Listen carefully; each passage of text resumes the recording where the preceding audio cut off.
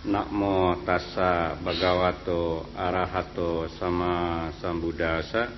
Namo tassa bhagavato arahato sama sambuddhassa.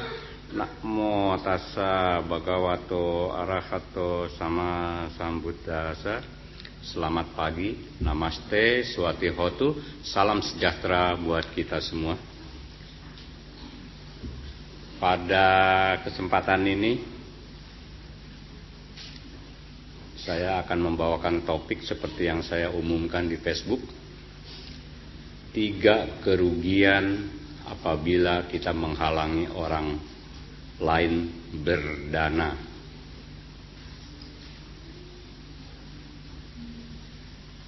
Kadang-kadang kita usil karena iri, karena dengki, apalagi yang bakal nerima dana adalah orang yang kita nggak suka.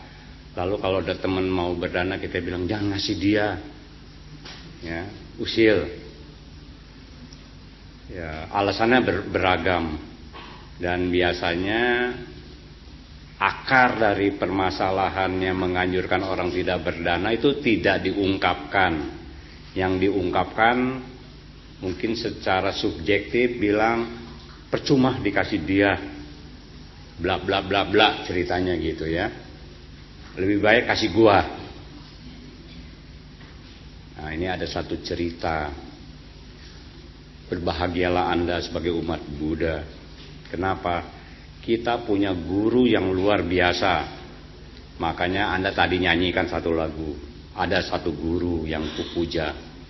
Guru Dharma banyak, tapi yang dipuja cuma satu, Buddha. Guru-guru lain hanya mengantarkan kita mengenal kepada ajaran Buddha di kulit, tapi Buddha sendiri menuntun semua orang dari kulit menembus ke inti ajaran dan membimbing semua orang yang mau dibimbing dan bisa dibimbing, ya, untuk punya katakanlah kemampuan untuk mencapai pencerahan yang sama dengan Buddha.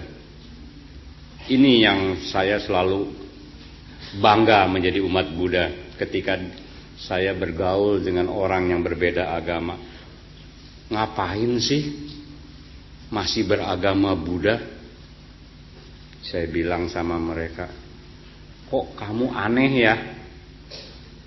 Saya juga bingung sama kamu. Kapan sih kamu mau jadi umat Buddha? Ketinggalan, orang lain udah jadi umat Buddha, kamu belum. Laganya cuma, ya katakanlah, cuman memperlihatkan ego, ya, satu ego dilawan dengan ego lain. Itu sih nggak benar. Ada satu jawaban yang membuat ketika saya ditanya kenapa masih di dalam agama Buddha, karena keyakinan saya kepada Buddha luar biasa. Karena Buddha lah saya jadi seperti ini. Saya belum pernah ketemu Buddha, cuman ketemu ajarannya. Saya bangkit dari keterpurukan, saya bangkit dari stres, saya bangkit dari kemiskinan menjadi orang yang luar biasa kaya. Anda mau nurutin saya nggak gampang. Ya. Banyak orang berpikir kayaknya apa sih si Romo punya rumah di mana-mana rumah saya. Di Pantai Indah Kapuk aja udah ada 6 rumah sekarang. Luar biasa kaya saya. Ya, kalau mau nginep di satu rumah, mau kapan ke rumah kami? Saya kesian sama orang Pantai Indah Kapuk. Mereka betul-betul mau menerima saya, ya.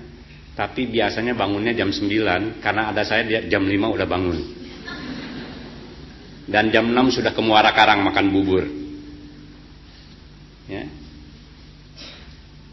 Kebahagiaan di mana-mana membuat orang suka berdana. Anda di sana lihat kiri kanan tulisannya dana. Ajaran yang pertama kali diajarkan kepada umat Buddha bukan abhidharma yang tinggi-tinggi, bukan meditasi mencapai jana yang tinggi-tinggi, bukan. Ajaran yang pertama diajarkan kepada umat awam adalah sila. Ini sila, jalankan. Ya, masuk agama Buddha bukan cuma percaya, ya, cari kerjaan baru, ya, dikasih tugas, jalankan sila, praktekkan sila, setelah sila dana, yang gampang-gampang. Dana seperti apa? Oh, bisa dana materi, bisa dana dhamma, ya. Yang materi bisa berupa uang, bisa berupa tenaga, bisa berupa organ tubuh, ya. Kalau Anda mau danakan jantung Anda sekarang, ya, mungkin ada yang mau nampung, tapi jangan diberikan dana. Kenapa? Tubuh Anda juga sedang membutuhkan. Jadi berdana juga harus ada kebijaksanaan, bukan ngasih. Ya, kita belum jadi bodhisatwa. Kalau bodhisatwa nggak pusing, ya. Mau dana jantung langsung kasih. Tapi kalau kita begitu mau dicopot mikirnya juga 7 kali. Copotin jangan copotin. Ya. Kasih orang jangan. Sendiri masih butuh. Ya. Jadi kebijaksanaan memegang peranan penting. Ini yang membuat saya sangat mengagumi Buddha. Ketika Brahmana datang dari ajaran lain, dia tanya sama Buddha, apakah Buddha betul mengajarkan bahwa dana yang diberikan kepada Buddha dan siswanya itu akan berbuah besar hanya kepada Buddha dan siswanya? Apakah itu ajaran yang diucapkan oleh Buddha sendiri atau dia salah dengar? Buddha bilang, remeh makanan, sisa-sisa makanan di cucian piring saja yang diberikan kepada ikan itu pun akan berbuah pahala. Buddha bilang hanya sekedar remeh yang tidak didanakan secara resmi, ya, dibuang cuma dimakan ikan, itu juga merupakan dana, tapi pahalanya kecil. Dan akan lebih besar lagi kalau pahala itu diberikan kepada manusia. Dan lebih besar lagi kalau pahala itu dana itu diberikan kepada orang-orang yang bermoral baik. Ini yang diajarkan Buddha. Dan Buddha beserta para siswanya adalah orang-orang yang punya kualitas dalam moral yang baik. Jadi apa yang diberikan kepada Buddha dan siswanya pasti menimbulkan pahala yang besar. Untuk jadi siswa Buddha, kita nggak sekedar pengakuan, oh saya udah umat Buddha, ya, udah di Tisarana, udah resmi jadi umat Buddha, namanya juga nama Buddhis. Ya. Apakah cukup dengan seperti itu? Belum. Itu baru pengakuan kita. Tapi Buddha sendiri belum mengakui kita. Kita yang harus berjuang. Pengakuan oleh Buddha bukan lalu dikasih sertifikat. Karena ikut meditasi 10 hari, dikasih sertifikat, Anda sudah ikut latihan meditasi 10 hari, padahal belum dapat apa-apa. Karena selama meditasi juga selalu lanjut menjadi meditabo. Dan orang-orang banyak yang bangga dengan sertifikat-sertifikat. Sertifikat yang diberikan oleh Buddha bukan berupa lembaran kertas, tapi tingkat batin yang diakui oleh orang-orang bijaksana. Ya, walaupun kita masih umat awam, tapi kalau sila kita bagus, moral kita baik, perilaku kita baik, para dewa juga akan menyenangi kita. Semakin orang itu bermoral baik, semakin perilakunya baik, pikirannya baik, ucapannya baik, jangankan para dewa, anjing pun senang sama kita. Coba lihat orang yang suka usil sama anjing, ya. Begitu ketemu herder aja, herdernya langsung kasih lihat muka galak. Tapi kalau orang penyayang binatang, katakan penyayang anjing, ketemu herder yang galak pun tiba-tiba herder itu jadi manja. Kenapa? Naluri binatang lebih kuat dari manusia. Dia tahu mana yang hopeng dan mana yang bohopeng. Kalau kita nggak tahu, hopeng aja dianggap musuh, musuh bisa dianggap hopeng, hopeng bisa cia hopeng. Ya. Kembali kepada dana. Kerugian pertama ketika kita menghalangi orang lain berdana. Satu adalah menghalangi orang berbuat baik. Padahal di dalam ajaran Buddha, perbuatan baik mendapatkan prioritas utama, tempat utama. Kita halangi orang berbuat baik, itu adalah kerugian. Karmanya buruk. Yang kedua, kita menghalangi orang lain menerima rezeki, itu juga karmanya buruk.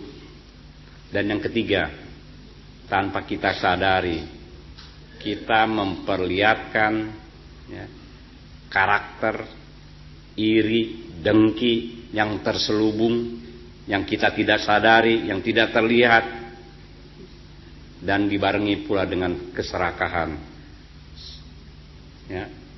Kalau dana jangan ke orang lain, ke gua aja. Ego muncul lagi, di mana-mana ego. Kalau udah seperti ini, maka 3 kerugian bagi orang yang suka berdana.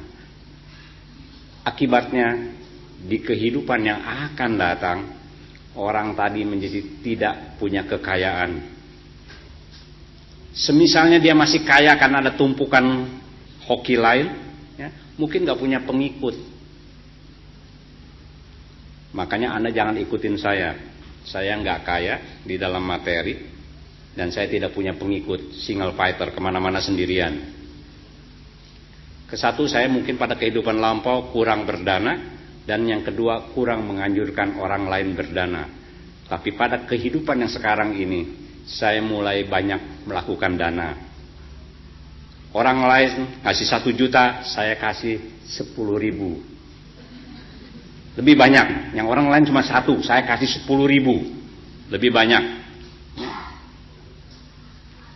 Orang lain mencegah, menghalangi orang berdana, saya menganjurkan berdana. Tapi saya tidak menganjurkan sembarang berdana. Saya menganjurkan agar orang berdana pada proporsi yang sebenarnya. Oke. Agar dana-dana ini berbuah dengan baik, maka kita harus melakukannya penuh dengan kearifan. Karena banyak umat Buddha, ketika berdana dia lepas, seneng. Apalagi kalau dipuji-puji orang, tante mah baik. Kalau orang lain mah dana cuman gotiau, tante mah udah kasihnya captiau, belum ongkos jalannya gotiau. Dihitung-hitung ya gocaptiau habislah buat dana aja. Itu 1 hari loh. Kalau setahun berapa? Makin lama makin bangga, makin gede dia ngasihnya. Tapi begitu yang dikasih dananya boceng aja. Dulu lagi susah orang itu, gua yang kasih dana. Sekarang dia punya rumah, gua lewat kehujanan juga gak disuruh mampir. Boceng. Timbul ketidakyakinan kepada buah-buah karma yang dilakukan, karena terhalang oleh mentalitas batin kondisi pada saat itu, di mana meledak penuh dengan kebencian. Contoh lagi, berdana ke wihara. Orang kalau disuruh berdana buat sekolah susah, tapi kalau berdana wihara gampang, karena banyak alasan, banyak katanya kalau berdana wihara pahalanya lebih gede. Kalau masuk surga juga VIP. Nggak tahu VIP-nya di pojok sana apa di pojok sini gitu. Lalu kalau ngasih wihara, wah macam-macam lah. Pemikirannya yang luar biasa. Kalau sekolah, gua udah nggak punya anak lagi. Cucu juga udah gede-gede. Siapa yang mau sekolah di sana? Ego muncul. Padahal kita mau berdana di mana juga bagus, asal caranya bagus. Banyak orang berdana ke wihara, lihat tiang wihara ini gua yang dana, tuh nama gua dicantumkan di tembok. Kalau nggak percaya lihat. Setelah berdana yang ada kesombongan, dia nggak dapetin apa-apa setelah itu. Maka banyak umat Buddha ketika sakit saja nggak ada yang jenguk, apalagi yang terlalu ngefans berat sama Romo Cunda.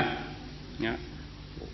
Begitu sakit Romo Cundanya nggak sempet, padahal udah di ruang ICU.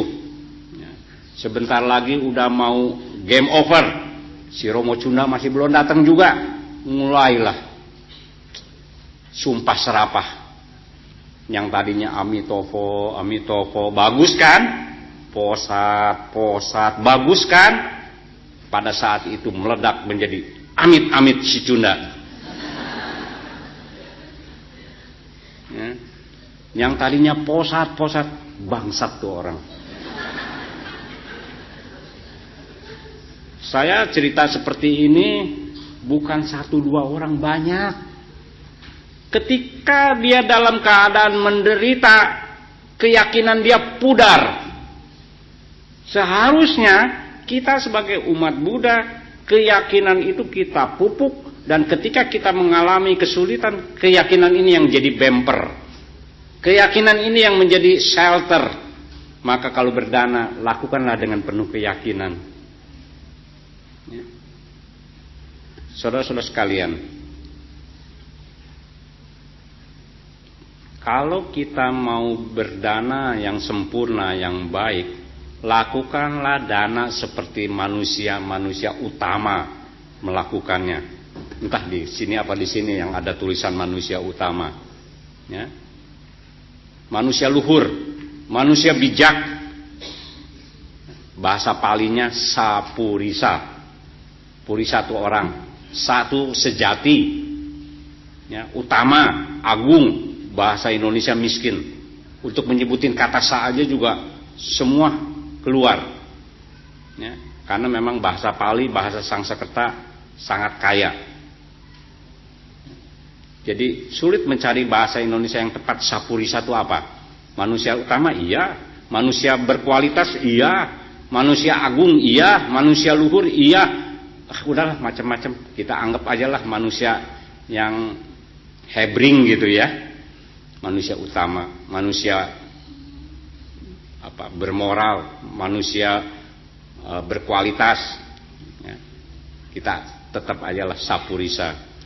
Nah, seorang yang sudah memiliki kualitas sapurisa, berdananya beda dengan kita. Kalau kita berdana, dana ceban, siapa tahu besok lusa CM datang. CM nggak datang, CM datang.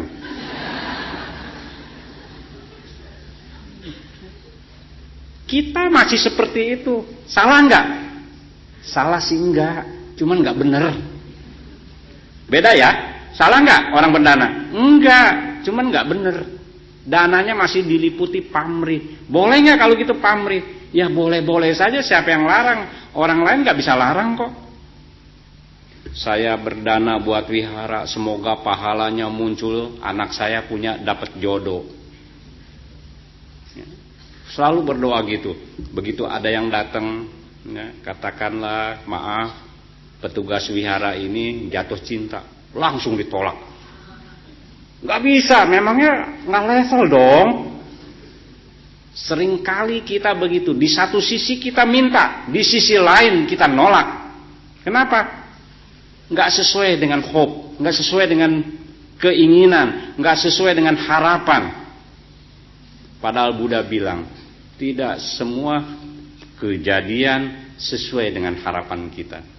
Saya juga tadinya pengen punya istri, kalau bisa stambumnya jelas, keturunan bangsawan, berdarah biru. Tapi begitu luka ternyata darahnya masih merah juga. Ya. Pengennya yang cantik, semampai, ukurannya segini. Ya, wah, ulah macam-macam lah. Anak orang kaya kalau bisa, bukannya kalau bisa harus. Ya, punya mobil, kalau satu nanti berebut susah, 2 nggak ada buat ke pasar. Ya. Paling nggak 5. Cerita ini orang kayak gini. Boleh nggak begitu? Boleh-boleh aja. Memangnya Cita-cita kita punya suami seperti apa? Ya saya mah cukup dah gembala kambing. Saya cerita kayak gini kayaknya main-main, enggak serius. Kita harus punya suatu kriteria, cita-cita tinggi, tapi harus tahu dalam prakteknya, dalam kenyataannya nanti tidak seperti yang kita inginkan. Makanya Anda jangan, apalagi yang sekolah nih, yang masih di mahasiswa, ya, jangan pikirannya kerdil. Nanti udah lulus sekolah mau kemana? Ya mau kerja. Kerja di mana? Di bank. Jadi apa? Ya karyawan boleh, tukang pel boleh, tukang office boy juga nggak apa-apa lah, cincai-cincai aja. Ini kerdil, nggak bisa menghargai pendidikan. Kalau kita sekolah tinggi, mau kerja, ya, harus bisa menilai punya nggak kepiawaian, punya nggak keterampilan, punya kemampuan, punya nilai jual nggak itu semua. Kalau punya nilai jual, jangan mau digaji cetiau, nggak cukup di ongkos. Ya, jangan asal terima, harus berani nego. Dan kalau cita-cita, jangan jadi karyawan, jadi bos. Cita-cita saya adalah bos masa depan. Jadi bos apa? Ya bos pemulung. Lumayan cita-citanya udah jadi bos. Dia nggak jadi pemulung kok, cuma jadi bos. Ya kumpulin botol aqua yang bekas-bekas, kalau perlu berebut sama orang seci. Sebelum dikumpulkan seci, kita kumpulkan dulu. Kalau orang seci ngumpulin botol bekas, tujuannya bukannya buat nafkah, tapi buat nafkah batin. Dia ingin berbuat baik, lalu ingin katakan mendaur ulang supaya tidak jadi polusi. Kalau kita pemulung masih senang untuk kepentingan pribadi, untuk nafkah, nggak apa-apa, kita bersaing sama siapa aja kok. Ya. Tapi begitu kita udah kaya, jangan lupa kita store ke wihara, ke setik. Daripada ributin soal botol aqua bekas, sekarang gua kasih nih dana yang lebih bersih buat setik. Itu lebih bagus. Ya. Jadi kita punya cita-cita. Nah semua ini bisa dicapai. Orang berdana, semoga dengan dana ini saya terlahir di surga. Bisa. Buddha bilang bisa, mungkin. Oh dengan dana ini saya semoga terlahir di surganya yang kelas bisnis, lebih tinggi dari yang ekonomi. Bisa. Oh saya mau ke surganya yang kelas eksekutif, nggak biasa di kelas ekonomi, gatel. Ya. Bisa. Dengan catatan orang tadi mempunyai perilaku yang baik. Silawa, sadawa. Punya keyakinan dan punya moral yang baik. Ya. Jadi kalau kita mau berdana, sebelum kita berdana, pikiran kita kuras dulu, kita bersihkan dulu, sehingga dana apapun yang kita berikan itu akan menimbulkan pahala besar. Walaupun ngasihnya ceban, CM di depan mata bisa terjadi. Lalu orang-orang utama Sapurisa berdana dengan 8 cara. Yang pertama, 8 ini apa ini? Oh ini 8, lupa nunjukinnya. Yang pertama adalah sucing deti. Kalau ngasih sesuatu yang suci, yang murni, jangan ngasih boleh merampok, boleh mencuri, didanakan. Itu enggak suci. Berbuah enggak? Berpahala enggak? Hasil rampokan didanakan berpahala. Tetap berpahala. Dana, ngerampok beda. Tapi seorang yang manusia utama, yang berkualitas tidak akan memberikan dana karena hasil rampokan. Karena mereka ini bukan Robin Hood. Kalau Robin Hood mau kasih dana ke yang miskin, dia ngerampok dulu ke yang kaya. Baru dikasih ke orang miskin. Kita tidak. Dana yang kita lakukan bukan mau nolong yang miskin saja, tapi melepas keserakahan, mengembangkan kedermawanan. Ini dana. Dana bukanlah cuman transfer benda dari satu tempat ke tempat lain, bukan transfer benda dari kita ke orang lain, tapi harus dibarengi dengan melepas keserakahan, melepas kemelekatan, melepas ya, semua yang kita miliki, yang kita sayangi, bahkan untuk kebahagiaan orang lain. Ini susah, nggak gampang kalau dana yang sebenarnya. Ya. Sucing deti, berikanlah sesuatu yang murni, hasil jerih payah sendiri. Walaupun nyumbangnya cuma 500 perak, tapi hasil jerih payah sendiri. Ya. Bukan boleh mencuri. Yang kedua adalah panitang deti, berikan segala sesuatu yang berkualitas. Kalau kita baksos mau kasih pakaian bekas pakai, jangan yang udah dipegang hancur, jangan yang tambelannya udah banyak ya. Kasihlah yang masih layak dipakai. Lihat lemari kita, lemari saya, lemari Anda, kita bongkar sama-sama ya. Apa yang kita lihat di lemari itu? Banyak pakaian yang belum kita sentuh. Alasannya banyak. Yang ini buat nanti undangan, yang ini buat wesak, yang ini buat si Cunda kalau merit lagi. Pada saatnya mau undangan, begitu lihat, ya nggak cukup. Kenapa? Baju itu nggak berubah bentuknya di dalam lemari, tapi yang ini badannya membesar. Begitu mau dimasukin nggak sedeng, tapi tetap masih nanti kalau udah kurus lagi baru saya pakai, ditunda lagi di lemari ya. Pakai yang lain, ini yang buat ke undangan Romo Cunda. Begitu dipakai, warnanya udah nggak cocok. Dulu mah pakai baju ini ganteng, kok sekarang pakai baju yang sama kayak sekoteng ya.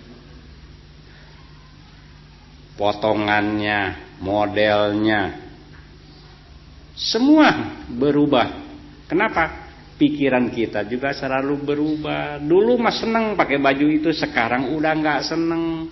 Coba lihat anak-anak punya HP, bangganya setengah mati kalau udah punya HP yang bisa macam-macam internetan. Begitu keluar BB, HP dia langsung BB mati, ya, ganti BB. Sekarang keluar lagi yang modelnya baru, wah hebat lagi, BB ketinggalan lagi, ya. Semua cepat ketinggalan. Makanya kalau kita mau berdana, lihat lemari kita, lepaskan kemelekatan kepada benda-benda yang kita sayangi, keluarin, danakan. Kalau mau ikut nanti ke India, bawa baju Anda, danakan. Enak dana di sana mah, ya. Bahagia kadang-kadang begitu dikasih langsung dipakai. Wah, bahagianya luar biasa. Padahal kadang-kadang ada baju yang saya sayangi juga, bagus enggak? Ya. Dipakainya udah enak, makin lama makin enak. Termasuk batik yang ini satu, kemana-mana pakainya ini, orang bilang nggak tuker-tuker. Makanya orang melekat. Saya harus putuskan pada satu saat. Ya. Ada pepatah, baju tidak seperti yang baru, orang tidak seperti yang lama. Ya. Kalau temen itu yang lama biasanya lebih nyaman karena udah saling tahu karakternya. Tapi kalau baju, kalau untuk dilihat ya bagus yang baru, tapi dipakai tetap enak yang lama. Makanya seorang jenderal yang sangat besar di daratan Tiongkok, Quan Kong, ketika dikasih jubah luar oleh Cocok musuhnya, dia terima pemberian itu, tapi di dalamnya jubah lamanya masih dipakai. Kenapa? Dia nggak bisa dibeli sama sowokan jubah baru. Tapi kalau kita dikasih baju baru, mau nggak lepas ya, kemeja yang udah jelek, udah butut ini, diganti sama batik yang lebih bagus lagi, batik tulis yang harganya ratusan juta, mau nggak? Ya bilang nggak usah lah, tapi diambil gitu. Pamitan Deti, kasih yang layak pakai, yang berkualitas. Dan jangan lupa, kalena Deti, berikanlah dana tepat waktu. Banyak orang sering menunda-nunda. Punya kesempatan untuk berdana, nantinya tahun depan dananya. Ya. Kalau masih hidup, kalau enggak, nanti aja kalau mau dana. Kalau udah mau mati baru dana, ya. Jadi ingatan orang-orang masih seger tuh, yang mau mati itu berdana, ya, dananya gede lagi, ya. Jadi banyak orang yang bacain parita. Kalau banyak yang bacain parita, kalau nggak ada gimana? Matinya nggak karuan. Jadilah pampir-pampir baru. Kalena Deti memberikan tepat waktu adalah sangat bagus. Ya, ketika ada bencana, kita bangkit, berikan dana tepat waktu. Jangan berleha-leha dengan waktu. Ya, orang Jakarta paling sering berleha-leha dengan waktu. Kebaktian jam 9, maaf yang datangnya terlambat jangan tersinggung. Ya. Oh, jam 9 dari rumah keburu mau coba 5 menit kok. Nggak tahu ada macet di sana. Jadi setengah jam bedanya. Belum mata, waduh, mampir dulu di Muara Karang, Ciak dulu, parkirnya susah, ngantri makanannya lama, lebih dari 1 jam di sana, mepet habis waktunya. Saya adalah orang yang berusaha sebaik mungkin memanfaatkan waktu. Kenapa? Saya adalah seorang yang senang ilmu silat. Dan saya dididik oleh guru saya on time, opted, tepat waktu.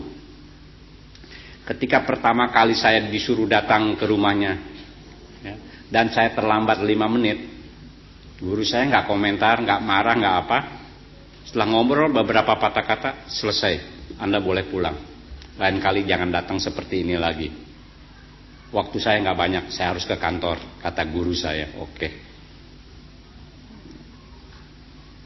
Begitu latihan,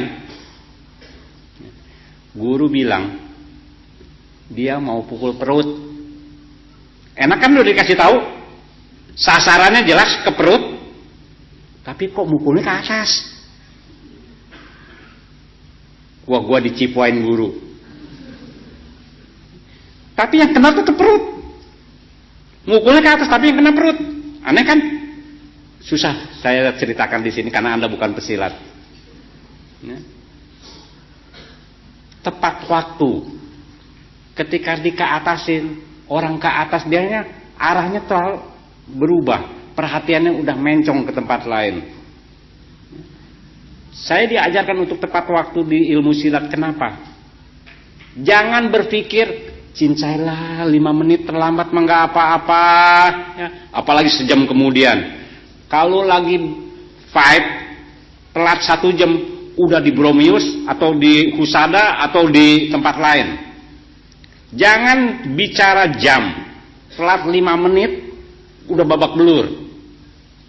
Jangan telat 5 menit, telat 1 detik saja. Kita di dalam belajar ilmu silat, orang mukul telat 1 detik untuk bertindak udah kena pukulan, sangat cepat. Pukulan begitu cepat, tapi guru saya bisa melihat ketika pukulan itu akan muncul, ketika pukulan itu di tengah, ketika pukulan itu hampir mengena. Tinggal kita mau gugurkannya di mana. Orang yang bisa menghargai waktu seperti itu. Semua waktu 1 hari 24 jam, nggak ada yang 26 jam, 24 jam semua juga. Jadi nggak ada lagi alasan gua masih sibuk, nggak punya waktu. Ngapain ke wihara tiap minggu, nanti setahun sekali mau wesak. Nah, baru ke wihara. Duduk juga kalau wesak mah enak, makanan enak, ya. Kebaktian juga enak, banyak tarian, banyak segala rupa, ya. Kalau dengerin mingguan ke wihara lah, bosan lama-lama. Ceritanya itu lagi gitu.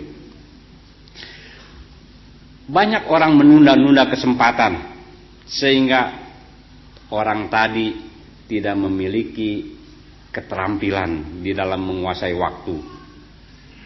Coba lihat, ada satu orang punya perusahaan lebih dari 7. Waktu 24 jam.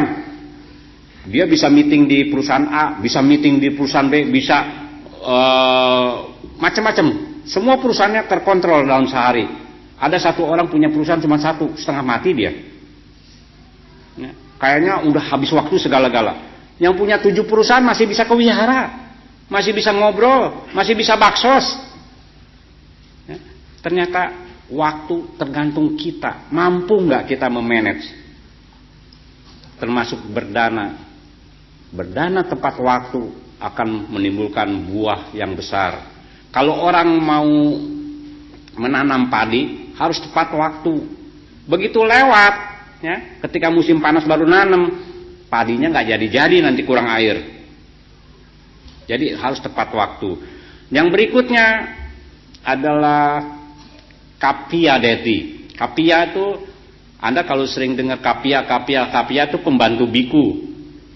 Sebetulnya pembantu biku kapia dara. Kapia itu artinya kebutuhan. Kapia dara adalah orang yang memenuhi kebutuhan. Jadi orang yang mendampingi biku dan mencukupi kebutuhan biku, mau apa dituruti sama dia. Kapia sesuai dengan yang dibutuhkan. Kalau orang lagi lapar, ya, jangan sok-sokan sebagai seorang pembabar dhamma. Kumpulkan orang-orang yang lapar, cerita dhamma. Wah, kacau, nggak nyambung. Orang lagi keroncongan, suruh dengerin dhamma. Lagi keroncongan, kasih makanan. Contoh yang paling bagus diberikan adalah oleh Buddha. Ketika seorang gembala kehilangan sapinya, dan Buddha bisa melihat dari jauh bahwa gembala ini, ya, pengen dengar dhamma, tapi dia harus mencari sapinya dulu yang hilang. Dan beliau melihat bahwa gembala ini udah punya potensi untuk mencapai kesucian. Apa yang terjadi? Ketika Buddha selesai makan, ketika mangkoknya mau diangkat oleh dayakalnya, ditutupnya mangkok tadi oleh tangan. Artinya jangan diangkat dulu. Bahkan beliau menyuruh tunggu sampai seseorang datang. Nggak lama kemudian gembala itu datang, dan biku-biku udah selesai makan, cuman nggak ada yang diangkat mangkoknya. Lalu Buddha bilang, kasih makan dulu dia. Ya, karena lapar, karena capek, dikasih makan dulu. Udah dikasih makan, Buddha menerangkan dhamma, dan pada saat itu gembala tadi juga mencapai tingkat kesucian. Luar biasa. Tepat waktu itu penting. Jadi kalau Anda sudah sweet 17, jangan bangga. Gua mah cantik. Ya, ke jalan kakek-kakeknya sweet. Kenapa? Kembang di kebun, kembang di kampung, terkenal cantik. Jangan bangga. Begitu ada om-om, iya ya cantik ya. Ih, om genit. Pantes ngomong gitu juga, karena si omnya memang genit gitu. Ya.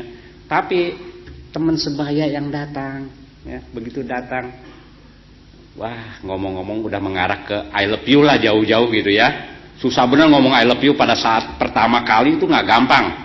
Padahal kita udah tahu, kita hafal kalau nggak I love you, wah ini tuh gampang gitu. Tapi pada saat itu mau ngomong tuh susah banget gitu. Tiba-tiba ada satu pria bilang, wah ini, ih, muka aja hitam, mapatat kuali teman muka lu, mana level dong sama gua.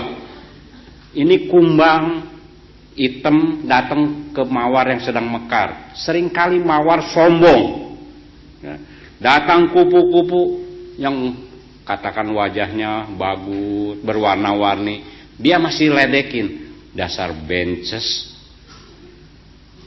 Mana cowok gemah-gemulai gitu, nggak ada lah, nggak level, semua nggak level. Umur tiap hari, tiap detik tambah. Udah waktunya nanyanya ke dukun. Pak, tolong dong dapetin jodoh. Dukun nggak mempan, pandita mau tolong dong cariin jodoh. Ye, kalau bisa nyari mah gua juga pengen nyari lagi. Udah pandita nggak mempan, Bante tolong dong cariin jodoh. Bantenya bilang, saya aja nggak dapet dari dulu. Kita seringkali melalaikan waktu. Ketika kita kuat, ketika kita muda, ketika kita gagah, ketika kita sehat, kita bandel. Kata dokter, ya, nggak boleh ngerokok. Ya dokter, pastilah nasihat dokter saya perhatikan. Betul, selama di ruangan dokter dia nggak merokok. Tapi keluar, dia merokok lagi. Lalu ketika orang tanya, kan dokter bilang nggak boleh. Betul, dokter bilang kan di sana nggak boleh ngerokok. Saya nggak ngerokok di tempat dokter, saya ngerokok di luar. Bandel, pembenaran. Jim, cek, jangan terlalu makan samcan ya, takut kolesterol. Enggak lah, saya udah nggak lama, udah nggak makan yang begituan lagi. Bak tuh haram lah. Tapi diundang, coba Anda lihat, ya. Maaf, termasuk Anda dan saya, begitu masuk ke ruang resepsi, serakah semua juga. Apa diambil, begitu lihat di piring, baru tahu habis enggak. Selebihnya niru Mr. Bean, makan, sisanya dikekolongin. Masih bagus, nggak masukin ke tas orang. Kita nggak pernah bisa melihat kenyataan bahwa di dalam waktu, ya, resepsi misalnya, ketika resepsi kita lupa bahwa kita juga harus bisa menjaga nafsu kita agar makan yang terbaik terbatas. Oke, yang berikutnya tadi kapia adalah memberikan sesuatu yang tepat. Yang berikutnya vicea deti. Vicea artinya kalau memberikan sesuatu berdasarkan pertimbangan, ya. Diselidiki dulu, pantas nggak orang itu dikasih. Anda berdana kepada orang, lalu orang itu beli minuman, ya, beli narkoba, nggak apa-apa, mau kan kita nyenangin dia, kasih dana. Dana yang seperti ini bukan dana yang baik. Makanya kita harus menyelidiki, apakah orang tadi mempergunakan dana ini hanya untuk poya-poya, untuk judi, atau untuk apa? Kalau untuk judi jangan dimodalin. Susahnya kebiasaan berteman dengan orang-orang yang penjudi. Kalau bilang di rumah nggak punya nasi, nggak punya beras, emangnya gue pikirin rumah lu, nasi lu, ya. Tapi kalau bilang gue nggak punya modal buat judi, oh jangan takut, pakai dulu duit gue, nanti hitungan belakangan. Ya. Hati-hati kalau kita berdana, jangan berdana modalin orang, ya, untuk berjudi. Karena itu bukan dana. Oke. Yang berikutnya, yang keenam, abinhang deti. Kalau dana tuh jangan cuma sekali. Abinhang tuh terus menerus, berkali-kali. Berdana. Jadi kalau Anda mau berdana 1 juta, lebih baik dibikin 5. No petiao gitu. Dananya 1 juta. Sekali ngasih no peteo, salah ya nyebutinnya ya, no peceng barangkali. Sedikit-sedikit. Saya mah ingin sekaligus saja dananya. Kalau yang 5 kali pikiran baiknya muncul. Ya. Kalau yang sekali doang pikirannya muncul. Kalau 5 kali, di antara 5 kali pikiran baik yang munculnya 3 masih cuan. Kalau sekali ngasih, sekali pikirannya ya nggak bagus, penuh pamrih gitu, pahalanya juga kecil. Tapi Anda jangan jadi orang pelit. Mau dana rencananya 1 juta, tapi kata Romo Cuna dibagi 5. Udah itu 1/5-nya. Bukan seperti itu. Maksud saya sering-sering Anda berdana. Ya.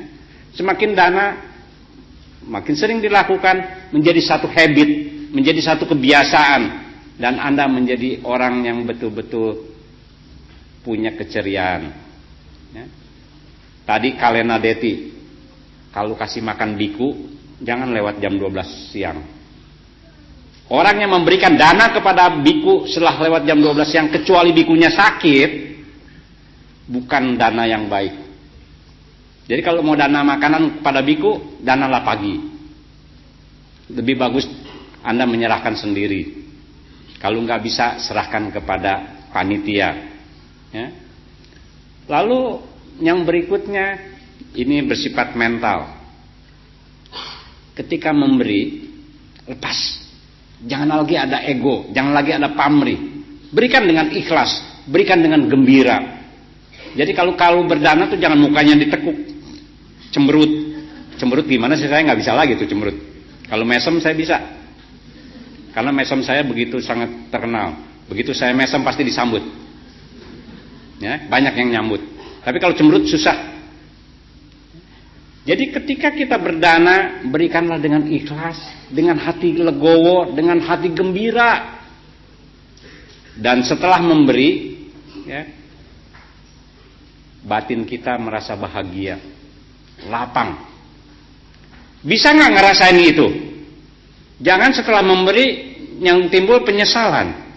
Nyesal gua dana ke wihara, jadi pulang jalan kaki, kehabisan ongkos. Kejadian ada di mana, di wihara mana, Kerawang kalau nggak salah. Ibu-ibu dana ke Banten, Katina, diterima sama bantenya, ya, udah bacain doa segala rupa. Tiba-tiba, gua pulang naik apa, dia bilang, rumahnya cukup jauh. Ngomong lagi, Bante, saya minta buat ongkos deh. Kok minta ongkos ke aku? Ya, sekali-kali Bante berbuat baik demi umat. Jadi umat yang ngajarin Bantenya berdana sekarang. Memang pulangnya kemana, Bu? Ya lumayan jauh. Ya, harus naik angkot, terus naik beca lagi. Berapa ongkosnya? Ya, kira-kira ceban lah. Udah, si Bantenya dana ceban. Sampai di rumah, dia buka angpau. Ternyata ada angpau yang noceng tun. Siapa yang ngasih 2.000 nih? Tadi mau ketemunya bos-bos semua. Rupanya si ibu ngasih 2.000. Ongkos 10.000. Ini cuma lelucon ya, jangan dianggap serius. Apakah biku nggak boleh berdana? Harus boleh. Jangan berpikir, oh biku di mana punya duit. Kadang-kadang biku duitnya lebih banyak dari satu konglomerat kok. Apalagi kalau diterapkan dengan semua orang berdana kepada biku. Bayangkan aja semua dana masuk. Makanya banyak orang bilang, oh jadi biku enak ya, banyak duit. Lalu bikunya bilang, kenapa lu nggak jadi biku? Iya juga. Ya. Begitu kita jadi biku, kita baru tahu jadi biku itu nggak gampang. Banyak orang berpikir, oh jadi biku enak. Makanya di Thailand banyak biku kalau di pinggir jalan nongkrong, terus masang togel, ada xiaocie liwat, sweet. Anda jangan anggap itu biku yang udah betul-betul biku. Kenapa? Di Thailand punya tradisi di mana kalau orang mau merit harus ikut pabaja dulu. Kalau enggak mertuanya nolak. Jadi harus jadi biku dulu. Nah, karena jadi bikunya mau merit, kepaksa kan, cuma syarat doang, ya udah kepalanya botak, tinggal di wihara, ya sweet aja di jalan, suka-suka. Ya. Kita jangan ngikutin yang jelek. Kalau kita lihat, ikutin yang bagus. Ya. Makanya kalau mau berdana ke Bante, jangan dimasukkan ke dalam mangkok.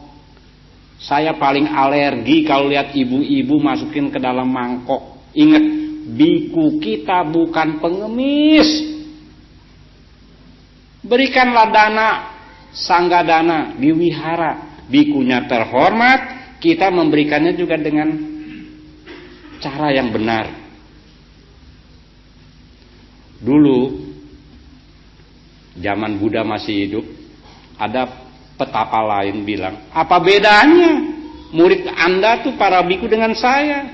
Saya peminta-minta, Para biku juga minta-minta. Apa jawaban Buddha? Enggak sama. Anda minta, biku enggak minta, ngumpulin dana. Bagi mereka yang mau berdana diterima, yang tidak memberi tidak dipaksa, tidak diminta. Biku enggak boleh minta sama orang lain, kecuali kalau Anda secara eksplisit udah ngomong, Bante sampai kapan tinggal di Damasuka? Oh, sampai hari ini. Bante kalau perlu apa-apa tinggal telepon saya. Hati-hati loh dengan kata-kata itu. Dia mau ke bandara, telepon you. Dia mau ke rumah umat, telepon you. Apa telepon you? Lama-lama, emangnya gua apa ya, kayak travel aja. Kita yang telah menawarkan jasa baik, kita lupa. Makanya hati-hati. Karena biku nggak boleh minta kepada umat, kecuali kalau itu masih ada hubungan famili, saudara, cici, koko, boleh dia minta. Tapi kalau kepada orang lain nggak boleh, kecuali kalau Anda sudah janjikan. Kalau udah janji, Anda nggak boleh lupa. Bante besok mau pulang kemana? Ke Amerika. Jangan takut Bante, saya dampingin. Ya, Bante ke Amerika, saya antar sampai bandara. Anda harus antar ke bandara. Kalau Anda bilang nanti saya dampingin sampai ke Amerika, Anda ke Amerika. Kenapa? Janji kepada seorang biku itu berat. Jangan kita semau-mau. Makanya kita juga jangan merendahkan biku kita. Umat banyak yang merendahkan para biku. Kenapa? Bikunya senang direndahkan. Pindapata, ngumpulin dana makanan, bukan makanan yang dicari, angpau yang dicari. Akhirnya biku kita nggak beda dengan barong. Padahal di zaman Buddha selalu bilang beda. Makanya dana yang diberikan berupa makanan. Dan pada saat memberikan makanan, mangkoknya penuh harus ditutup dan pulang. Tapi sekarang mangkoknya udah penuh, tuang ke tas. Nggak penuh-penuh tuh, mangkoknya kosong lagi, tuang lagi. Istilahnya nanti dimakan. Betul, apakah dimakan? Saya ragu. Begitu datang ke wihara, makanan yang didanakan oleh umat nggak dijamah. Yang dimakan yang makanan yang udah disiapkan di wihara. Makanya kita mendidik bikunya nggak bagus. Makanya jangan kaget kedepanin kita sulit mencari biku yang berkualitas. Kenapa? Umat yang mendidiknya nggak bagus. Ya, contoh, Bante kenapa main Facebookan? Nggak apa-apa dong. Biku boleh Facebookan selama ngajarin dhamma. Lama-lama chatting, biku boleh dong chatting, SMS-an boleh dong, jam 12 malam masih SMS-an. Lalu yang SMS-nya lawan jenis. Biku berbicara dengan lawan jenis secara tertutup, itu pelanggaran. Ya, berdua aja di dalam satu ruangan yang bisa dicurigai orang macam-macam, udah pelanggaran. Apalagi yang SMS-an. Gak ketahuan orang lain kan? Makanya jangan. Kenapa? Si bikunya kadang-kadang suka pembenaran. Mau gimana dong? Hah? Aku nggak SMS dia, dia SMS aku. Ya namanya kalau biku yang baik, udah waktunya silent. HP-nya di silent. Kita aja umat selama di dalam wihara ini HP di silent. Ya. Kenapa biku nggak bisa? Dan tidak semua biku seperti itu. Masih banyak biku-biku yang bagus. Mau hubungi beliau ini susah. Kenapa? HP-nya cuma dibuka nanti jam 12 sampai jam 1. Setelah itu mati lagi. Buka-buka lagi jam 5 sampai jam 6. Mati lagi. Ya. Tapi ada yang 24 jam. Di SMS kapan pasti dibales. Itu rajin namanya. Ya. Tapi kita jangan gara-gara kita mereka melakukan pelanggaran. Umat harus kompak. Jangan kalau telepon biku urusan yang bukan-bukan, yang boten-boten. Kalau urusan biku, carilah urusan dhamma. Ya. Nggak ngerti atau mau apa silahkan, konsultasi apa silahkan. Tapi jangan ceritain yang bukan-bukan. Karena biku banyak peraturan, kita harus jaga. Ya. Umat harus jaga, jangan mau disalahin terus. Ya. Bikunya lepas jubah karena digoda hiu katanya. Enak aja dia ngomong. Padahal nggak ada hiu, dia bilang, hiu-hiu gangguin aku dong. Ya. Hati-hati kita umat jangan jadi korban, jangan dikorbankan. Bikunya mau begini mau begitu bukan urusan kita. Kita nggak berhak menghakimi, kita nggak berhak ngelarang. Saya sendiri nggak berhak. Bante nggak boleh begitu ya, nggak berhak. Karena kita umat awam. Tapi ada satu cara yang kita bisa lakukan. Kita tidak melakukan SMS-an atau hal-hal yang seperti itu. Ya. Jadi kita juga menjaga. Semakin kita bisa menjaga, mudah-mudahan para biku kita berkualitas. Sehingga dana yang diberikan kepada para biku yang berkualitas, Anda lihat di sebelah sana. Ya. Kepada yang moralnya baik, 4 hal berkembang. Ayu wano sukang balang. Ayu umur panjang. Buat yang menerima dana dan buat yang memberi dana.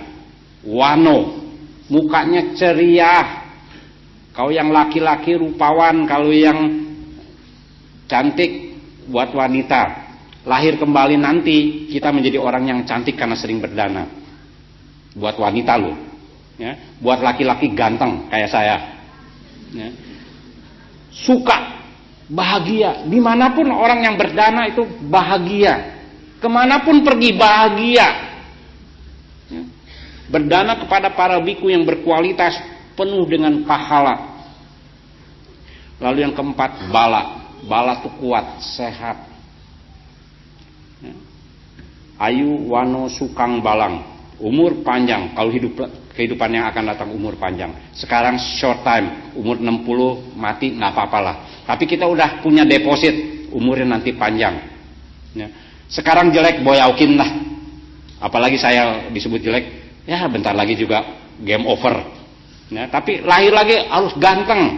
Ya. Suka. Sekarang kebahagiaannya kurang, boyaukin lah. Nanti kehidupan yang akan datang, saya harus bahagia lebih dari yang sekarang. Ya.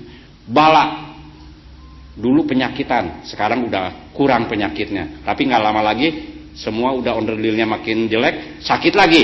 Ya. Tapi nanti di kehidupan yang lampau, semoga saya selama kehidupan saya, umur saya, ya, badan sehat. Banyak orang-orang yang umurnya udah 90, kesehatannya prima. Tapi banyak orang-orang umurnya baru 30, penyakitnya nano-nano, diabetes, kolesterol, jantung, dia apalagi nggak tahu lah penyakit macam-macam. Nggak makan gula, badannya perlu gula, makan gula, diabetesnya tinggi, pusing nggak. Ya. Makanya kalau punya penyakit yang enteng-enteng, ya kayak uban enteng, ya warna putih selembar sama cincai, dan saya bahagia orang bilang, Romo awet muda, rambut tetap hitam. Betul, karena saya terang mengirim semua warna uban saya cuman ke janggut. Jadi di rambut nggak ada yang putih. Itu cuma bercanda. Kenapa? Kita umat sering bercanda membuat kita happy. Tapi happy-nya happy sementara. Lumayan daripada dengerin damanya serius. Masuk kiri keluar kanan. Tapi diajak bercanda, masuk kiri ada diemnya di setengah jam aja. Pulang dari wihara happy. Ya. Habis berantem tadi pagi suami istri, pulang ke rumah. Istrinya bilang, Pap udah makan belum? Mami beliin pecel nih kesukaan papi. Papinya lagi jengkel, masih jengkel. Tapi dia berpikir aneh ya.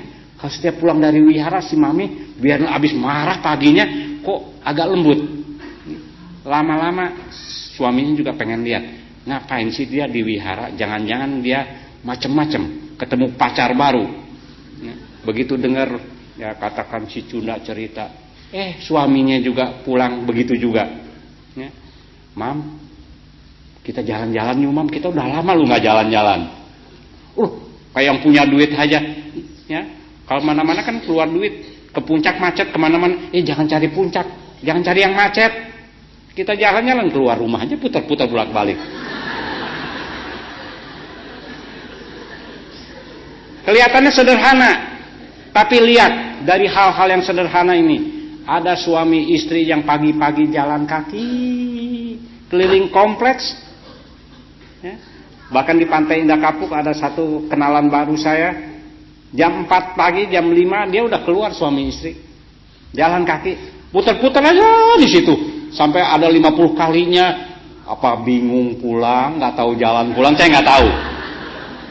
Tapi kenyataannya dia berdua hidup harmonis dan sehat. Kenapa Anda nggak bisa meniru murah meriah? Jangan pikirannya kalau mau jalan-jalan yang jauh. Ya. Ke wihara jalan juga, biasanya naik mobil. Ya. Banyak orang males gua ke wihara Dharma Suka. Kenapa sih males? Kan enak duduknya di kursi. Parkirnya susah. Siapa yang suruh bawa mobil? Jalan kaki. Kan nggak jauh dari Pandai Indah Kapuk ke Pluit. Pandai Indah Kapuk ke Pluit mah dekat. Jalan kaki nggak sampai 1 jam. Daripada parkir puter-puter 1 jam juga nggak dapat tempat parkir. Jalan dengan enjoy. Apa yang terjadi? Jarak yang panjang menjadi pendek. Semua beban mental menjadi lenyap. Makanya sering berdana. Orang akan ceria, cerah, ya, muka nggak cemberut aja. Nah, saudara-saudara sekalian, sekali lagi. Kalau kita mau berdana, berdanalah sebagai manusia utama. Berdana yang pertama adalah sucing deti, berikanlah yang murni. Yang kedua panitang deti, berikanlah barang yang berkualitas, berharga. Kalena deti, berikanlah dana tepat waktu. Ya. Kapiang deti, berikanlah sesuatu yang dibutuhkan oleh orang lain. Ya. Yang kelima, ya, Wicea deti, berikanlah dengan penuh kebijaksanaan sesuai dengan penyelidikan kita, kebutuhannya apa. Jangan sampai digunakan oleh orang-orang dana kita untuk berjudi, untuk minuman keras, untuk narkoba dan sebagainya. Dan yang ketujuh, berikanlah segala sesuatu dengan ikhlas, dengan pikiran senang, gembira. Ketika memberi, selesai memberi, ya, kita tidak menyesal.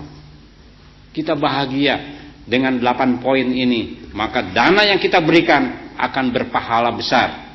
Apapun yang kita inginkan mungkin bisa tercapai dengan banyak melakukan dana secara benar. Sekian, dan mudah-mudahan kita masih punya waktu untuk tanya jawab. Namo Buddhaya Romo.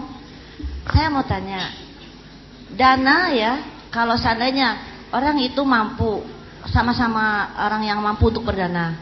Tapi orang yang mampu itu berdana, seandainya nilainya yang 1 juta. Lalu yang satunya lagi orang yang orang kurang mampu dari dia yang berdana 1 juta, dia pun sama 1 juta. Sama-sama ikhlas. Mana yang lebih berpahala? Yang 1 juta dari orang yang mampu atau 1 juta juga dari orang yang kurang mampu tapi sama-sama ikhlas? Kedua, dana apa yang paling tertinggi selain dengan nilai uang? Jadi kalau jika kita tidak punya uang. Terima kasih Romo. Sama budaya. Ini ada studi banding orang berdana, ya. Dananya sama besar, tapi yang satu bolwilang, yang satu ulwilang. Saya pernah mengalami ketika saya mengumpulkan dana buku, ada orang berdana goceng, bahkan masih kejadian sekarang, goceng. Minggu depan dia tanya, mau buku udah jadi belum? Belum. Minggu depannya dia tanya lagi, mau buku mana? Mau buku mana? Pusing kepala, goceng. Ada orang berdana 20 juta, nggak pernah tuh nanyain bukunya kapan jadi. Awalnya saya bilang gua pulangin nih yang goceng supaya bebas urusan. Daripada pusing. Tapi ketika kita renungkan kembali, kita lihat kehidupan dia, ternyata uang 5.000 buat dia itu cukup untuk makan 3 hari. Saking sederhananya, tapi dia kasih goceng. Pantes kayak begitu. Kenapa? Nilainya walaupun 5.000 tapi buat dia sangat-sangat berharga. Tapi yang 20 juta, emangnya gua pikirin duit segitu. Urusan dia tiap hari M. Kecil buat dia. Nah, sekarang kalau sama-sama ikhlas, lalu uangnya sama besar, mana yang lebih berpahala?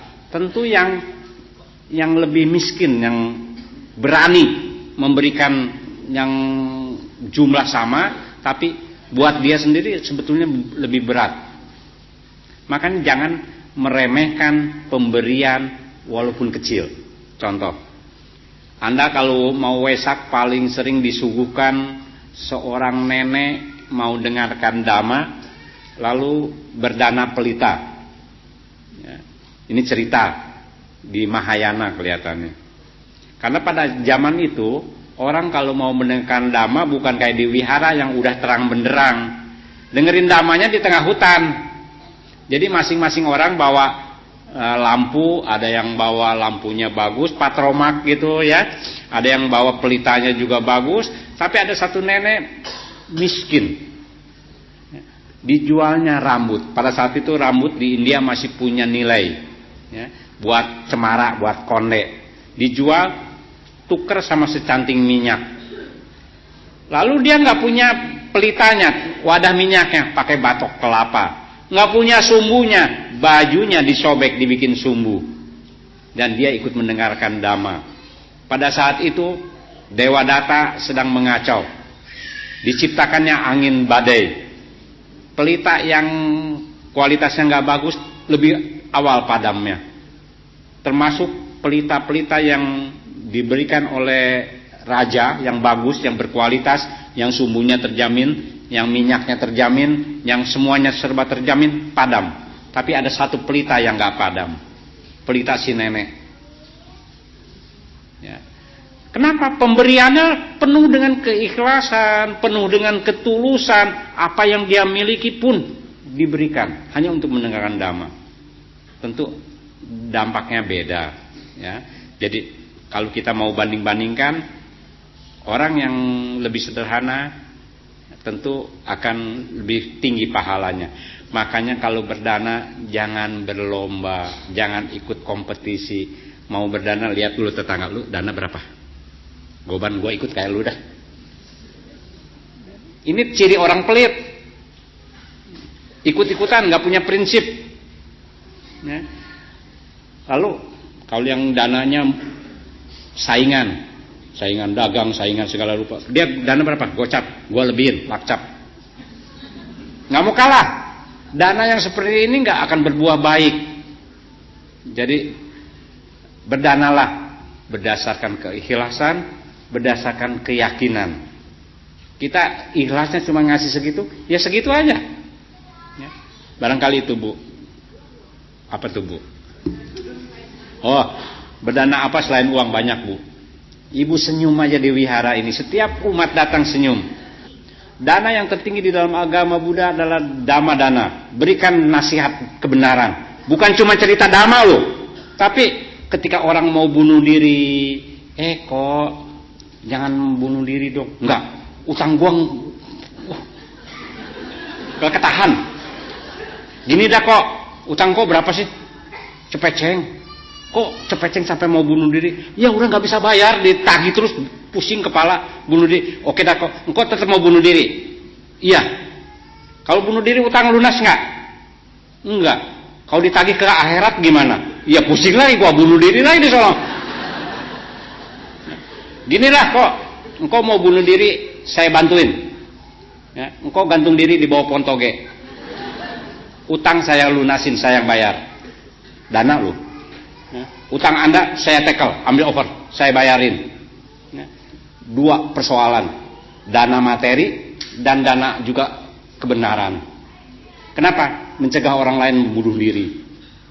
Tanpa kita sengaja kita telah melakukan dana kebenaran. Ya. Kalau dia masih kekeh mau gantung diri, ya libetin aja pohon toge, nggak bakal mati.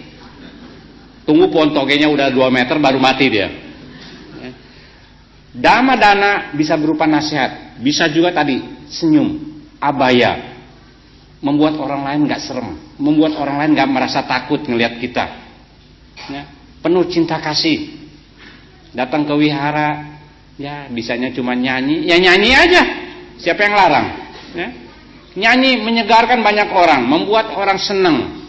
Itu juga dana. Dana bukan materi, bukan berupa uang. Banyak dana-dana lain yang bisa diberikan di wihara ini. Contoh, Anda datang lebih awal, ambil sapu, bersihkan ruangan ini sebelum ada orang lain yang datang. Itu juga dana. Oh, ruangan ini udah cukup bersih, bersihkan WC. Ya. Itu juga dana. Mau bersihin WC mah keterlaluan dong. Ya.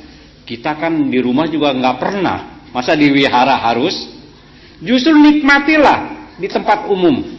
Banyak bos-bos yang selama ini nggak pernah mikul beras, ikut di baksosnya wihara atau di seci, mau-maunya dia. Beras yang 20 kilo udah nggak kuat tuh dipaksain angkat, dikasih ke yang nerimanya. Yang nerimanya nenek-nenek udah nggak kuat juga, dibawain suruh orang, udah macam-macam. Ada kepuasan. Dana itu menimbulkan kebahagiaan, kepuasan. Banyak dana yang bisa kita berikan yang sederhana. Naik bis,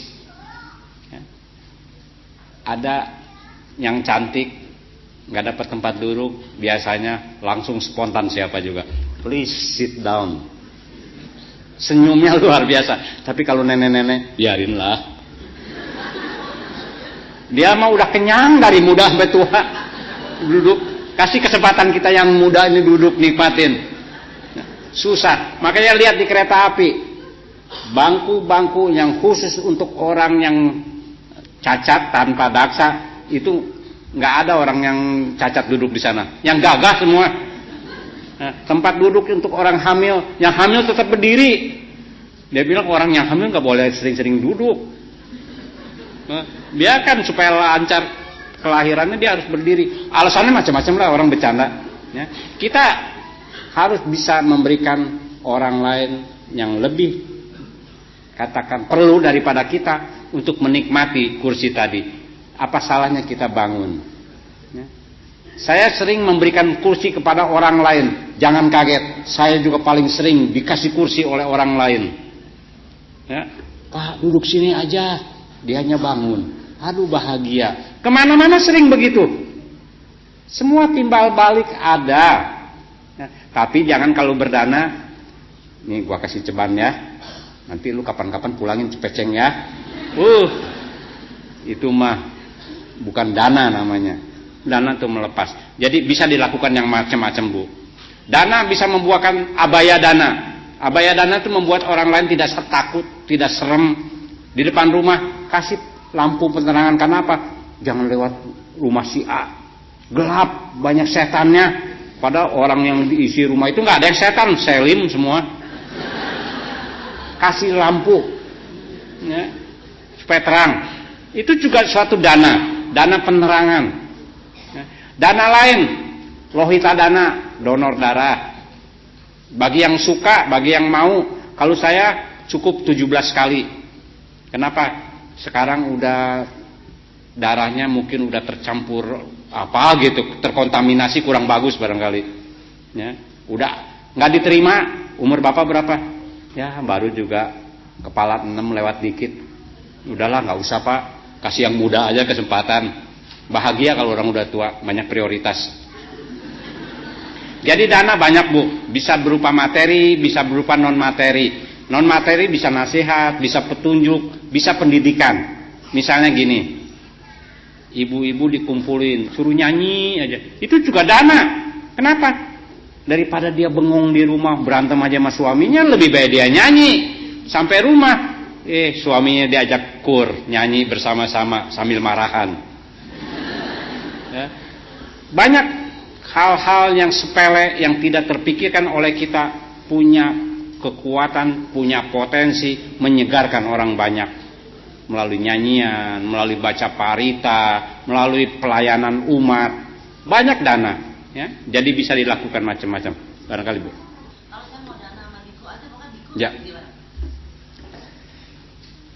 Saya cuma menceritakan kalau pahalanya mau berbuah berlimpah, cari orang yang menerimanya berkualitas, yang moralnya baik. Sekarang nggak ketemu, yang ngasih ikan aja juga berpahala, ngasih aja.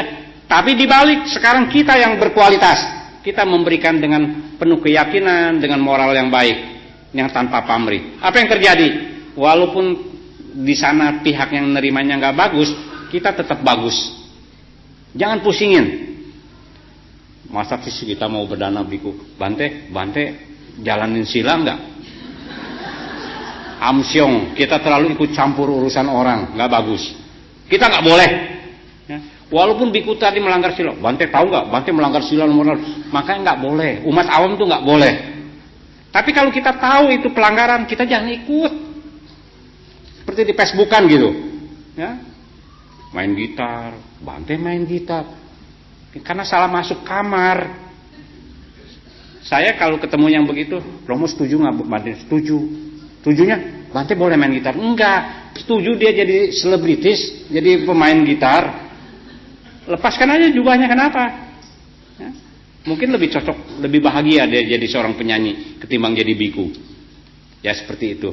Jadi kita jangan suka pilih-pilih mau dana biku favorit. Wah dikejar, ngepen berat. Ya. Wah biku itu mah hebat, kesaktiannya luar biasa. Kuamnya tahu sakit bisa minta obat. Dia kawin rontok. Biku yang bersangkutan nggak apa-apa, ini nggak bisa terima. Kawinnya di mana? Dicari. Gua mau ikut, mau lihat. Kan nggak diundang, biarin. Gua kesana bayar kok. Pengen lihat kejadian loh seperti itu. Banyak umat di Kelapa Gading, di Tangerang kolaps. Makanya jangan ngefans. Tahu yang ngefans? Melekat, jangan melekat. Buddha sendiri mengajarkan jangan melekat, termasuk kepada Buddha. Ya, jangan melekat. Kalau berdana aja. Oke ya.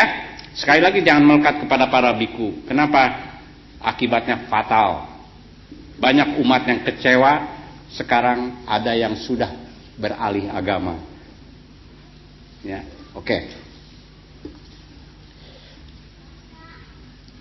Saya ingin bertanya, jika di agama lain begitu terkenal istilah perpuluhan, mereka diwajibkan untuk menyisakan 1/10 penghasilan untuk kepentingan yang sifatnya rohani. Bagaimana dengan agama Buddha?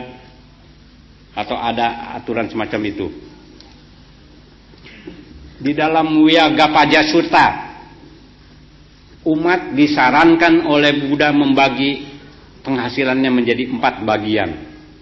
Satu bagian, ini nggak mesti 25% loh, satu bagiannya. Dibagi 4 ya pokoknya mah. Ya. Satu bagian untuk makan, untuk hidup, 2 bagian untuk tambah modal, 1 bagian untuk deposit, disimpan untuk keperluan mendadak, sakit, dana, semua. Ya. Tapi ada orang yang karena disebut dibagi 4, 25%, 25%, 25%. Jadi 25% dimakan, 50% buat tambah usaha, 25% lagi buat dana. Kalau orang kaya boleh, kalau gajinya notial dibagi 4, kemana jarangnya? Buat makan juga kurang, buat ongkos juga kurang. Enggak seperti itu, kita harus bijaksana melihat satu persoalan dengan jelas. Ya. Makanya ada orang tanya, Pak, Bapak sebagai rohaniwan gajinya berapa? Oh banyak, ada gaji sapi, ada gaji babi. Enggak, maksudnya salary, enggak ada. Kok hidup dari mana? Ya hidupnya dari mana aja, tiap hari juga nggak ada yang ngasih hidup juga. Ya. Memangnya pandita orang bayaran? Enggak. Saya tidak merasa saya orang kulian. Dana yang diberikan dari siapapun diterima, dan saya doakan orang yang berdana tadi berlimpah, lebih dari apa yang diberikan. Ya. Lalu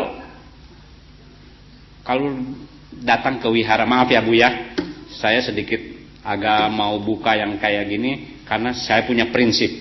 Saya diundang ke satu daerah, panitianya tanya, Romo mau naik pesawat apa? Saya bilang, Anda panitia mampunya menyediakan pesawat apa? Kalau ada Concorde saya mau. Ya maksudnya mau naik pesawat perusahaan mana?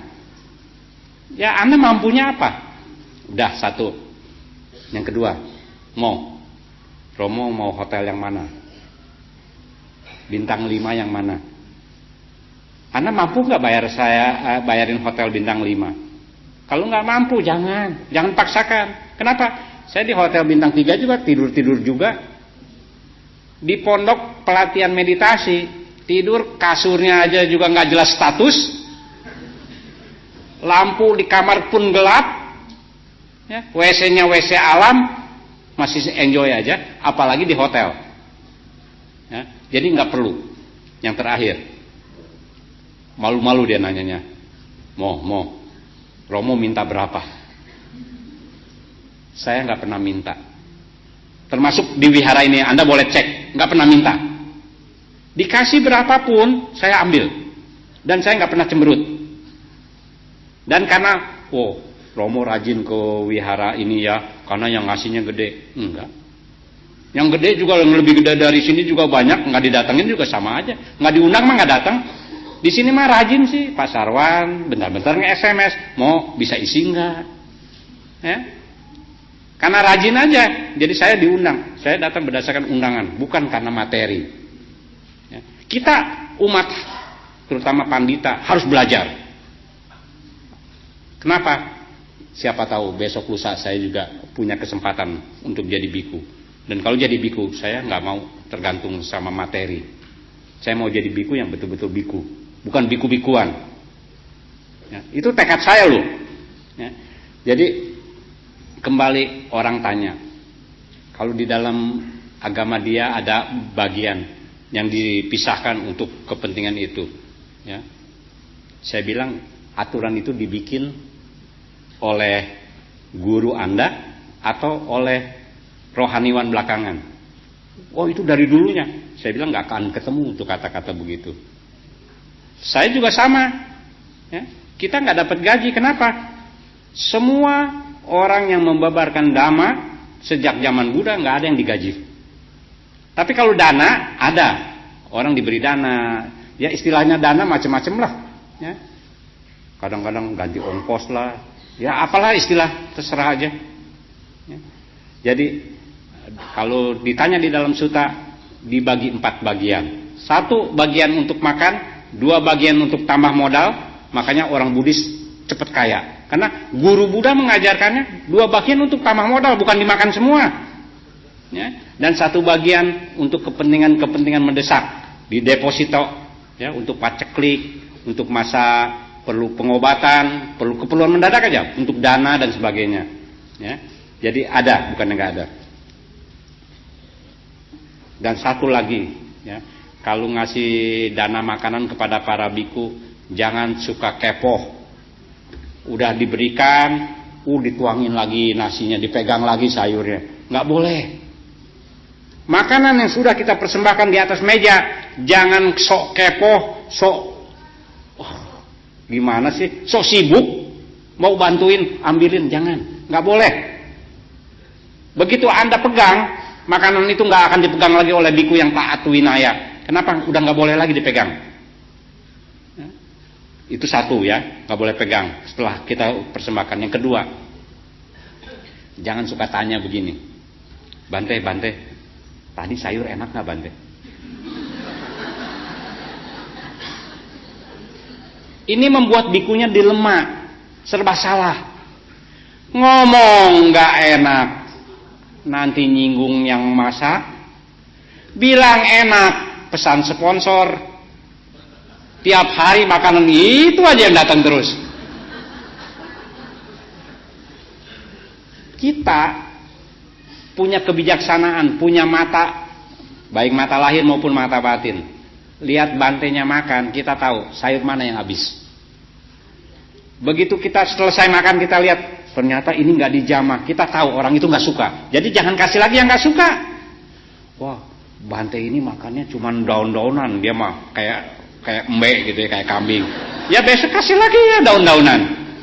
Kemungkinan dia vegetarian. Ya, gampang ngingetinnya. Wah, Bante ini mah sukanya yang asam-asam, rujak asinan Bogor, baru kemarin beli habis. Besok kasih lagi, habis lagi. Ya beliin aja biar banyak. Kita harus pinter. Kecuali yang sakit. Panitia perlu tanya, Bante, ada pantang nggak makan? Oh, saya pantang garam. Ya jangan dikasih makanan yang asin-asin, cepet udahan jadi pikunya. Oh, saya pantang makan gula karena diabetes. Jangan dikasih gula. Ini wise, bijaksana. Tapi jangan suka tanya, Bante enak gak Bante? Itu gua yang masak loh. Waduh. Dilema. Itu satu ya. Yang lainnya apa lagi? Oh, ya seperti itulah. Ya. Kalau kita dana makanan, biasanya umat kalau makan apa yang sisa Bante itu kayak makan jimat. Ya. Kenapa Pak? Sebetulnya makasih ikan kasih apa juga lebih baik dipotong-potong, taruh di meja, dia suka kepalanya, biarin dia makan kepalanya. Kita apapun yang kita kasih jangan pusing lah. Ya. Kenapa? Ada orang yang biku yang vegetarian, tapi orang kasih makan makanan yang ada dagingnya, ada kuahnya. Dia nggak makan dagingnya, kuahnya dia makan. Nggak terlalu ekstrim kok. Mereka vegetarian tapi nggak ekstrim kayak kita. Kalau lagi vegetarian semeja aja sama saudara yang nggak vegetarian, lu makan sana ya, jangan deket-deket. Gua lagi vegetarian nih. Oh, sombongnya luar biasa. Vegetarian yang harus bikinnya humble, bikinnya rendah hati, menjadi sombong. Seolah vegetarian itu udah bikin orang suci. Ya. Tahu nggak? Yang vegetarian murni sapi nggak pernah jadi suci. Kerbau vegetarian nggak jadi suci. Ya. Jangan berpikir karena vegetarian orang jadi suci, nggak akan. Lalu jangan berpikir lagi, oh saya pengen kurus, jadi saya vegetarian, kurangin makan lemak. Nggak ada binatang yang vegetarian, sapi, kerbau yang kurus. Lihat gajah, makannya daun, ranting, buah, ya nggak makan daging dia. Badannya segede apa? Jadi soal vegetarian, mari kita buka wawasan supaya jangan jadi bodoh. Umat Buddha banyak yang bodoh karena vegetarian, bukan jadi pintar. Ya. Calon diabetes karena vegetarian. Kenapa? Makannya apa? Itu apa sih, sari terigu yang dipangpatkan? Itu calon diabetes semua. Ya. Lalu makan yang rasa amis, bau cumi gitu ya. Itu esen, calon kanker semua. Makanya kita jangan bodoh. Kalau masih suka makan yang seperti itu daripada makan yang palsu, mari kita vegetariannya yang murni. Ya, beli pecel aja, makan goreng tahu. Kalau masih pengen teing makan, mau pakai bahasa Sunda ya sedikit, teing tuh terlalu gitu. Terlalu pengen, nggak ketahan, pengen makan daging, padahal lagi cacai. Ya udah ya, hari ini saya buka vegetarian dan saya makan daging. Jangan bohongin diri sendiri. Lagi vegetarian bikin daging palsu. Ya. Supaya amis-amis pakai esen, pakai segala rupa. Lebih baik makan cumi asli beneran. Kenapa? Begitu Anda cobain juga sedikit, lagi vegetarian, nyesel gua makan cumi. Ya. Padahal nggak enak-enak amat sih cumi juga. Ya. Biarkan pikiran itu berkembang terus. Lama-lama Anda menjadi orang yang vegetariannya bagus. Bukan karena dipaksa, bukan karena kesombongan. Ya, kira-kira seperti itu.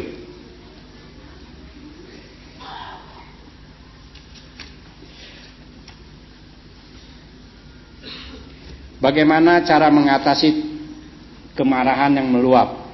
Jika telah bersabar tapi kesabaran kita telah dites dengan berbagai masalah, bagaimana cara mengatasinya?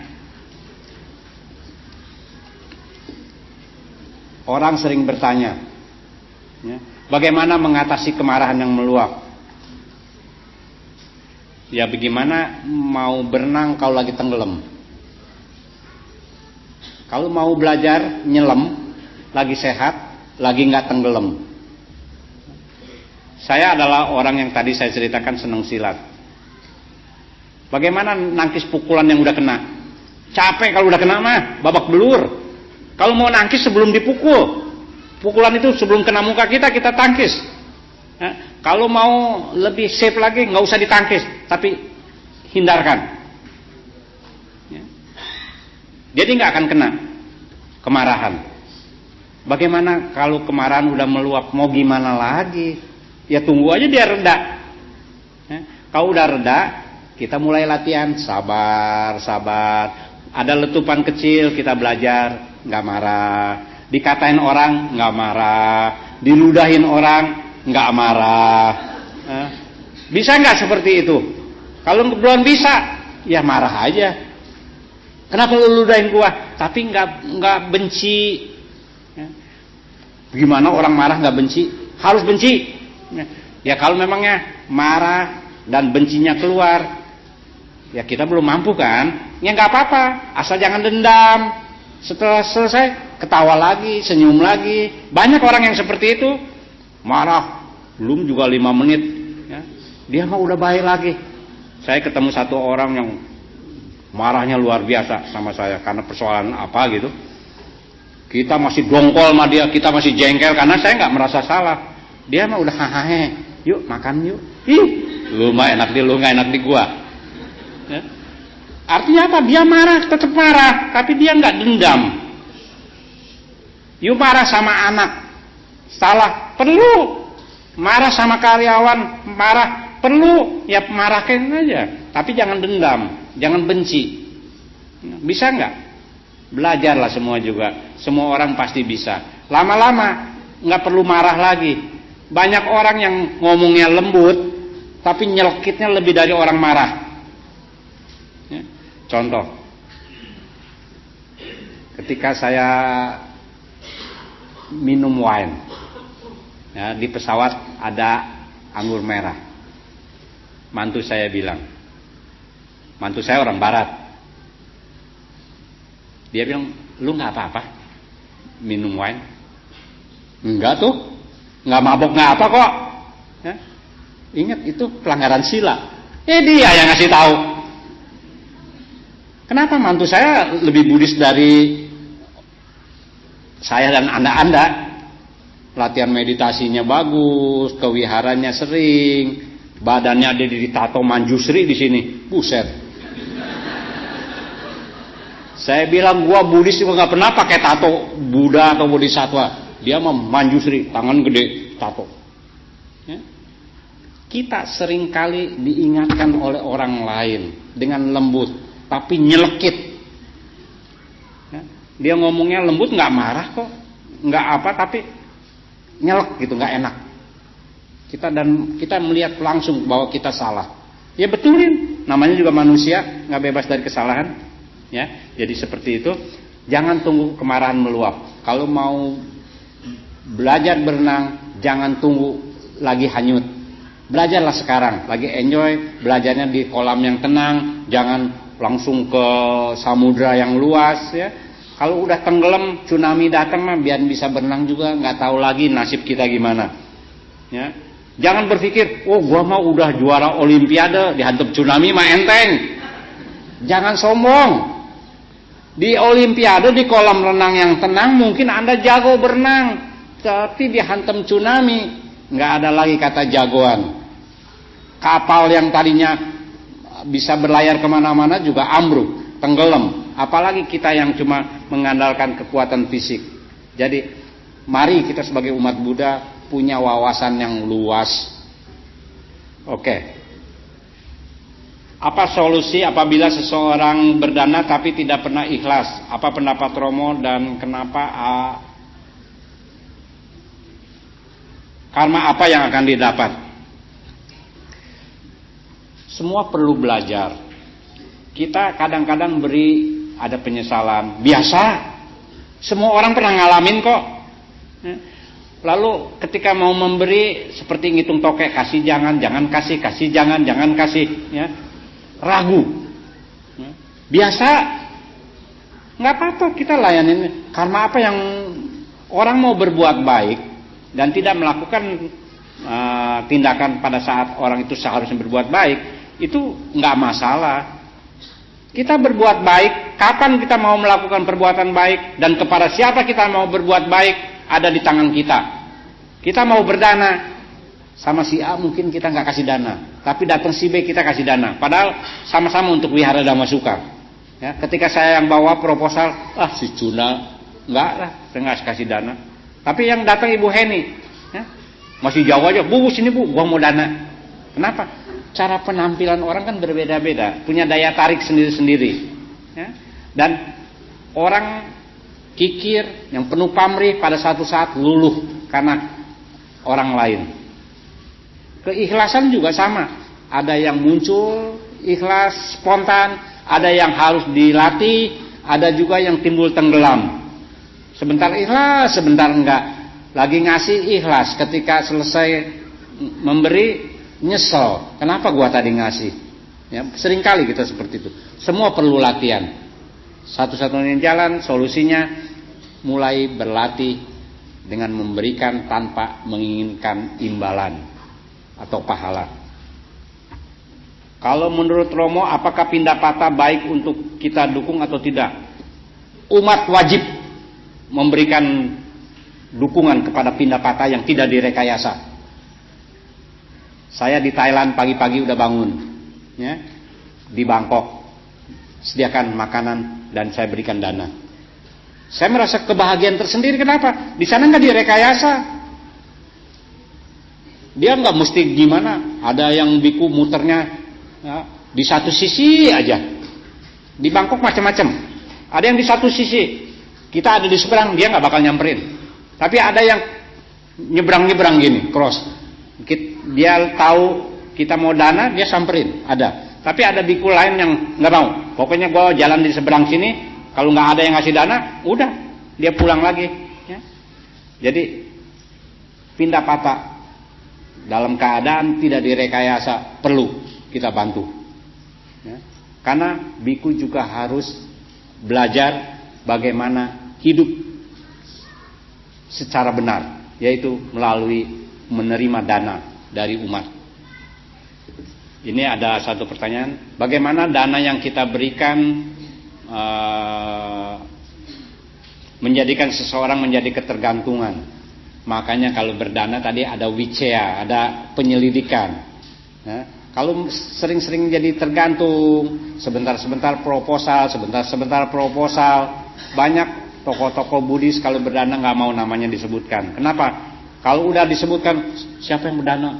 Wesak, Cunda, berapa? Cepetiau, wihara A minta, wihara B minta, wihara C minta, lama-lama bangkrut dia. Ya. Banyak orang-orang yang nggak mau menyebutkan nama. Kenapa? Kita umat Buddha kadang-kadang bergantung kepada donatur secara berlebihan, sehingga donatur-donatur banyak yang kewalahan. Dan ingat, kalau kita si penerima dana, jangan kayak lintah darat nempel terus. Ya. Kita yang harus juga belajar. Kalau kita penerima dana, kita juga harus tahu diri bahwa orang nyari duit nggak gampang dan jangan tergantung. Ya. Jadi kalau kita ketemu orang yang seperti itu, ya kita juga harus sedikit bijaksana. Bagaimana caranya lah agar orang tadi menyadari ketergantungannya, ya, kepada orang-orang yang memberikan dana secara terus-menerus. Barangkali itu yang bisa saya berikan. Dan masih ada pertanyaan langsung? Satu pertanyaan?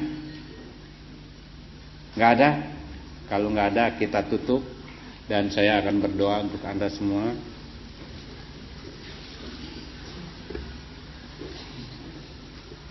Doa saya sangat sederhana. Hotu te manggalam dalam bahasa Pali. Hotu semoga terjadi, te pada Anda, manggala berkah keberuntungan. Semoga Anda beruntung.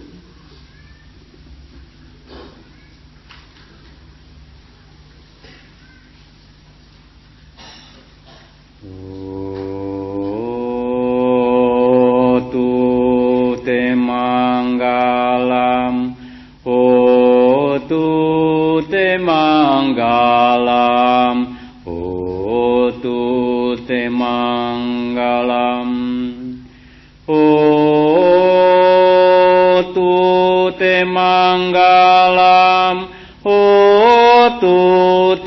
manggalam, O tute manggalam, O tute manggalam, O tute manggalam, O tute manggalam, O tute manggalam. Manggalam, O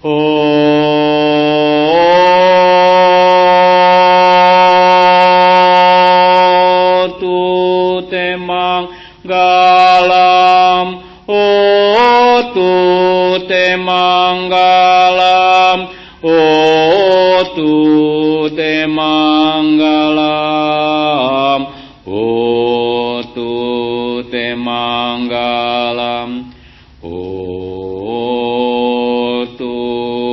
manggalam, O tute manggalam, O tute manggalam. O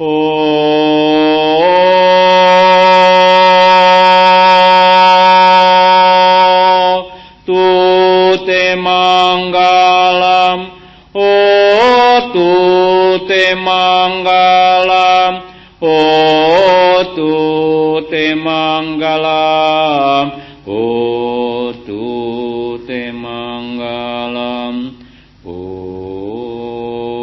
tute manggalam, O tute manggalam,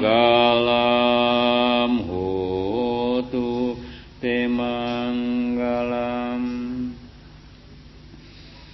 Semoga dengan kekuatan puja bakti dan pembacaan parita-parita suci ini, semua penyakit lenyap hendaknya.